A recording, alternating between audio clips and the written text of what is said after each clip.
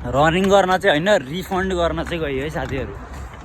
पुरै झोलाभरि कति कमाइन्छ आज हेर्दै गर्नु होला।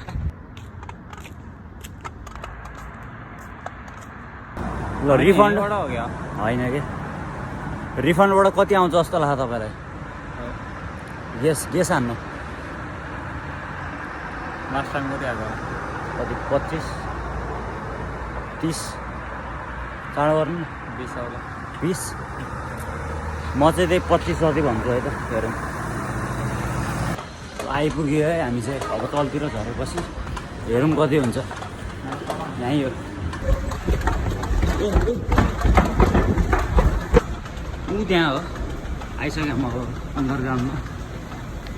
रिटर्न एन्ड अन खाली छ यस्तो छ कि यहाँको। यहाँबाट हाल्ने, यहाँ ग्लास हाल्ने, कार्टुन प्लास्टिक क्यान हाल्ने, ग्लास हाल्ने, कार्टुन प्लास्टिक क्यान हाल्ने हालेपछि अनि देखाउँछ कति कमाइदो रहेछ। हेरौँ ल नेक्स्ट स्टार्ट। हाम्रो चाहिँ यति भयो, यो झोलाभरि छ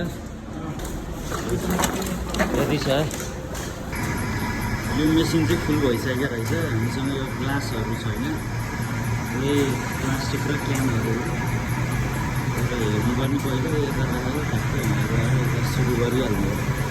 एकछिन कुरु साथीहरू सुरु गऱ्यौँ है।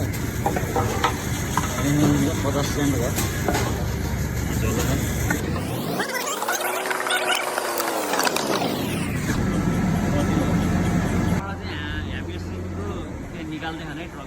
बिग डिसपोइन्टमेन्ट है।